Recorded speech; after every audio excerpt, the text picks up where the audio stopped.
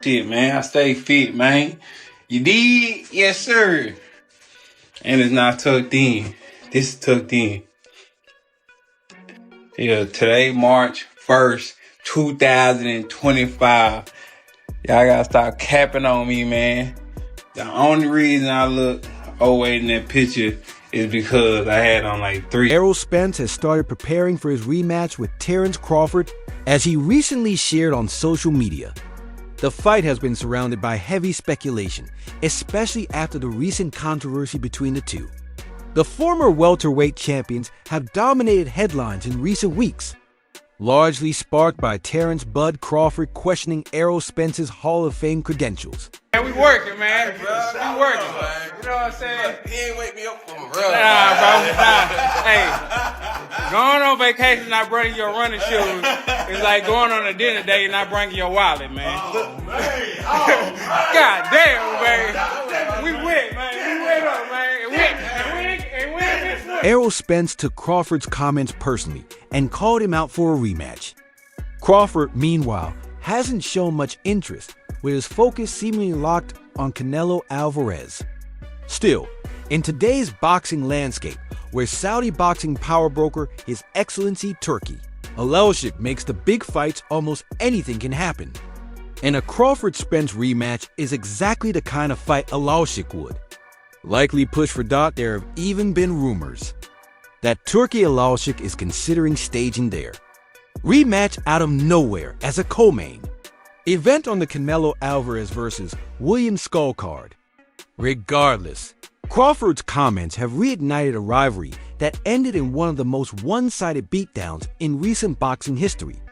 What was once seen as a 50-50 matchup turned into a complete mismatch, with Crawford dominating every second, dropping Spence in the second round and twice more before the referee stopped it in the ninth. Now, Spence has shown off his condition after returning to training. He's preparing to step back into the ring to face the same opponent who effectively sidelined him for 2 years. And with Derek James no longer in his corner, Spence's renewed confidence may come from bringing in a new trainer. Apologize, not for what I said, but for how I act. Because I don't believe in apologizing. If I really meant something, I'm not going to apologize. And no, man, don't worry about that. He said because 2 days before the fight, tempers rise, everybody's, sitting moist. So yeah, this is what it is.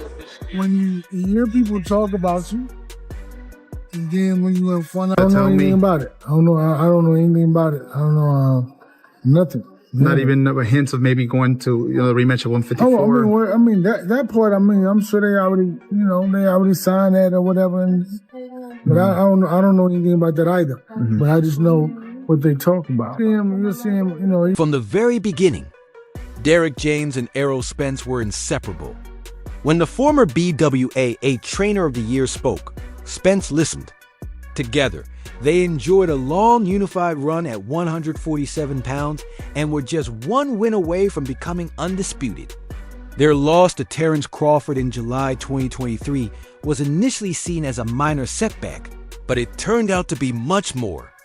After the one-sided stoppage, James sued Spence for over $5 million in what he claims are unpaid wages. While the legal dispute continues, Spence is searching for a new trainer. Edwards, among others, appears to be in consideration. Recently, the former Ring Magazine No. 1 welterweight was seen with Edwards, fueling more speculation. Although open to the idea, the Philadelphia-based trainer doesn't want fans or the media to jump to conclusions. Yeah, man. Yeah, I'm definitely gonna get in this year. Probably October, November. Yeah, you gotta wait to hear from me. I'm looking for I'm looking for a coach right now. So I'm gonna hand you like you're not people. And so he said what he said, whatever. But and then even afterwards, he was saying really I'm just like I shouldn't have. Nothing has been finalized yet. Edwards told Mill City Boxing, "We're just cool, that's it." He was in Philly for some business and worked out at the gym, but Errol hasn't told me who he's choosing as a trainer. We just trained together for a couple of days. I'm not saying I wouldn't train him. And I'm not saying he isn't considering me, but he hasn't made a decision yet. Edwards has spent recent years building his roster, now working with Caleb Plant, Julian Williams, Keon Davis, and several others. From afar, he has always admired Spence and is genuinely interested in how Spence will perform at his new weight class, 154 pounds. If Spence does decide to trust him with his career, Edwards considers it an honor dot when it comes to Spence's skill set. Edwards believes there isn't much that needs changing. If their partnership becomes reality, it wouldn't be about tweaking techniques, it would be about sharpening Spence's mindset. You know, working with people and trying to see who I meshed with. And I had some news real soon. I try to stay low as possible. So drained, you won't be so depleted or whatever. I mean, you'll see, you know, that wasn't the issue. You know what I'm saying? Crawford fought a good fight. He had a great game plan, right? And so give it to him by his coach. So it's not like, I mean, you know, he was the best. It's little things I can tweak, but he's already a tremendous fighter. The biggest thing I can do for him is build up his self-esteem. Training Spence would certainly raise Edwards' profile and boost his earnings, but that isn't his motivation. Having known Spence for years, he insists there are no selfish intentions involved. If Spence chooses a different trainer, there will be no hard feelings. That's my guy. I like Errol Spence. I wish him the best. I'm never going to be mad if he picks somebody else. Renowned boxing trainer Stephen Edwards also recently shared his thoughts on the entire Terence Crawford versus Errol Spence situation, offering detailed and noteworthy insights. Accomplished, he's still trying to accomplish. You know, do you not think Spence will be in the Hall of Fame right now? No, how? Yeah, he's right, dude. He's right. How? You know, he fought in one division. You know, never unified the belts. The trainer was confronted by a reporter who said, Terence Crawford shared some interesting opinions recently. I know you've always supported Crawford as a great fighter, calling him a Hall of Famer and the #1 pound for pound. I disagree. I think he needs to accomplish more, and I only have him in my top 5 because of what I consider a weak resume. In an interview, Crawford said he doesn't believe Errol Spence is a Hall of Famer. Spence is Crawford's best win. So if Spence isn't a Hall of Famer, it supports my argument and weakens yours. Thanks, Bud, for settling our debate. The reporter continued. Crawford also claimed Manny Pacquiao was on PEDs, pointing out that Pacquiao stopped scoring knockouts once Floyd Mayweather requested drug testing. But he ignored Floyd's own questionable history and the fact that Mayweather used USADA instead of VADA, which allows fighters to have test results sealed. A clean fighter wouldn't need their results sealed. He also left out that Manny sued Floyd, and Floyd settled out of court. If Floyd was so sure Manny was dirty, why settle? I know you'll try to defend this, but there's really no way to spin it. He unified. Was it? He had 3. He had the but he WBC, didn't unify all 4. He wasn't IBF. undisputed. Huh? He wasn't undisputed. He wasn't. No, but what I'm saying is, they already called him a weight bully, right? He beat Kell Brook coming off of a loss, an eye injury. You know, he beat Sean Porter. In all fairness, Bredman responded, all right, I see you came at me full force because of something Terence Crawford said, but I'm not ducking anything. Crawford's opinion is his opinion. I think Manny is a terrific fighter, one of the best I've ever seen, maybe my favorite of that era. But there was a cloud of suspicion over his unbelievable run. It didn't help that Freddie Roach publicly admitted Alex Ariza would give Manny things and he didn't know what they were. So Crawford isn't the only one in boxing who suspected Manny of pet use. He's just saying it openly. He continued, personally, I'm on the fence. The reason is Manny did sue Floyd. When you sue someone, you risk exposing yourself because of the full disclosure required in discovery and litigation. I've been sued before. You know what I mean? That's a good win. Like, I don't want I don't want to sound like I'm hating on him or I understand things like that, but right. I honestly don't know if he make it to the Hall of Fame. Referring to Crawford's claims about Manny, especially since a fight between them never happened, Bredman added, Manny took a big chance.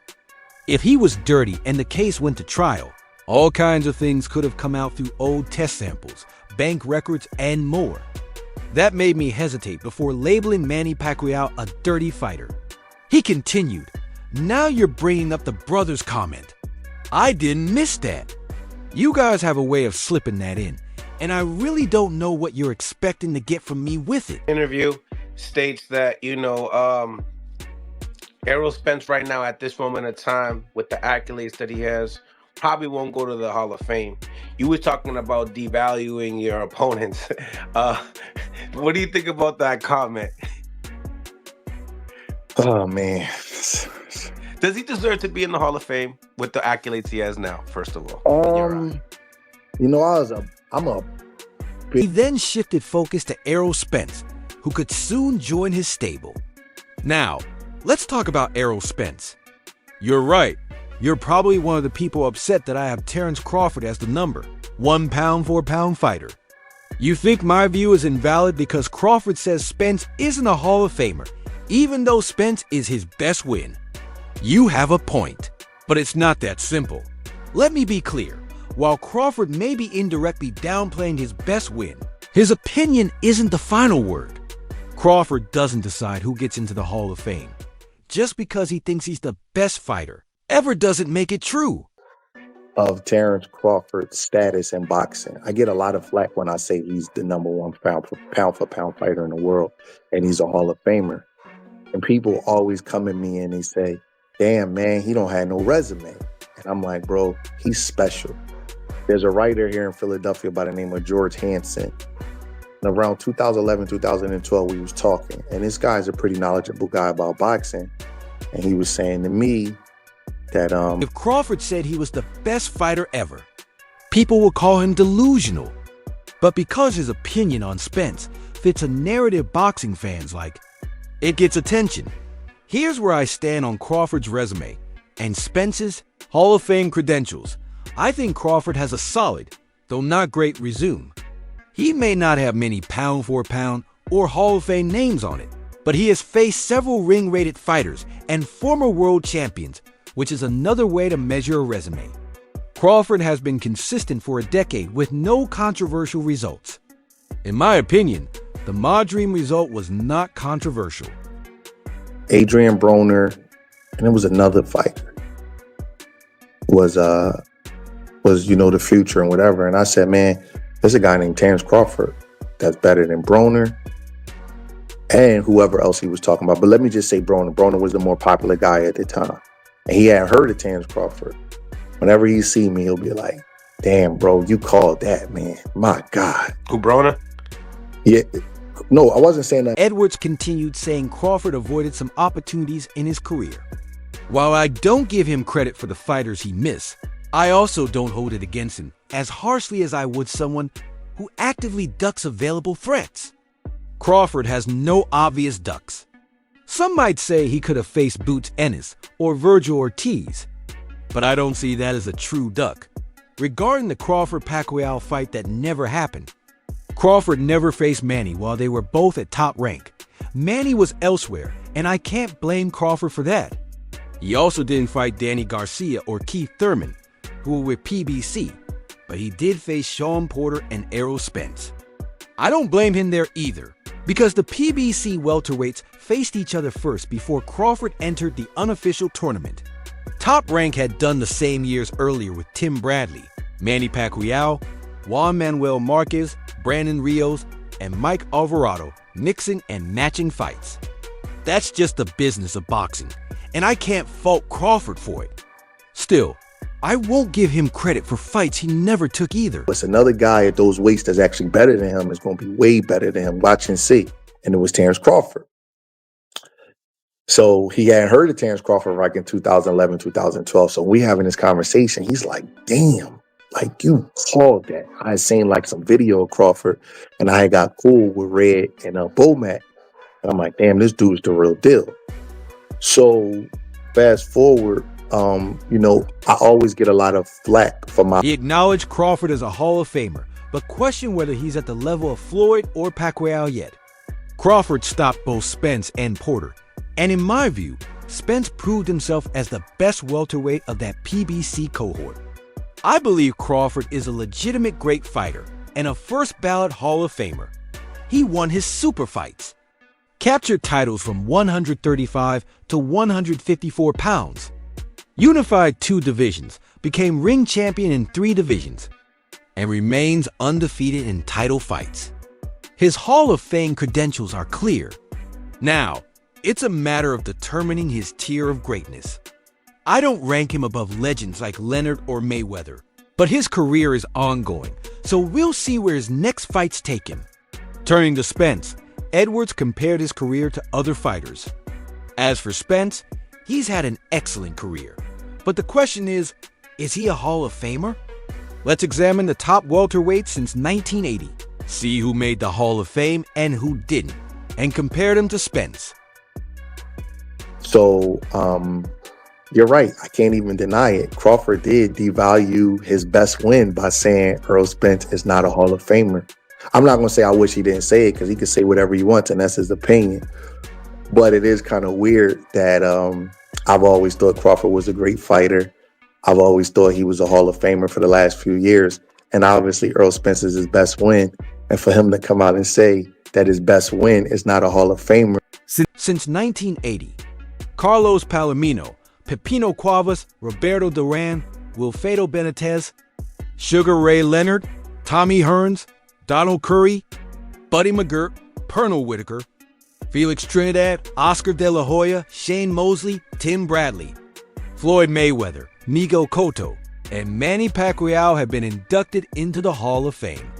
Top welterweights who haven't made it yet include Marlon Starling, Vernon Forrest, Ike Cordy, Meldrick Taylor, Zab Judah, and Simon Brown. Based on these comparisons, Spence wouldn't look out of place in the Hall of Fame.